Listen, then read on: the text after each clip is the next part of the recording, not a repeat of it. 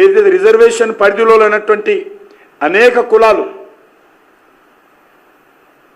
అది క్రిస్టియన్ కావచ్చు, అది ముస్లిం కావచ్చు, అది హిందువులు కావచ్చు, ఎవరైతే పేదవాళ్ళు ఉంటారో, రిజర్వేషన్ పరిధిలో లేనటువంటి కులాలు ఉంటాయో వాళ్ళందరికీ కూడా 10% రిజర్వేషన్ కల్పించినటువంటి పార్టీ భారతీయ జనతా పార్టీ. మేము రిజర్వేషన్ తీసే పార్టీ కాదు, కల్పించేటువంటి పార్టీ.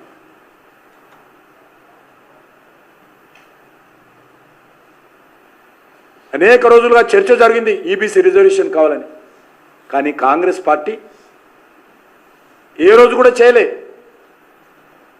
మేము ఉన్నటువంటి రిజర్వేషన్స్ 1% కాదు, 0% కూడా నష్టం జరగకుండా ప్రత్యేకమైనటువంటి అదనపు సీట్లు, సూపర్ మెమరీ సీట్లు క్రియేట్ చేసి ఈరోజు ఈబీసీలో ఉన్నటువంటి పేదవాళ్ళకు ఈరోజు రిజర్వేషన్ కల్పించి అందరినీ కలిసికట్టుగా భారతదేశ అభివృద్ధి కోసం భాగస్వాములు చేస్తున్నటువంటి పార్టీ, భారతదేశాన్ని ముందుకు తీసుకెళ్లాలంటే ఆలోచనతో అనేక నిర్ణయాలు తీసుకున్నటువంటి పార్టీ భారతీయ జనతా పార్టీ.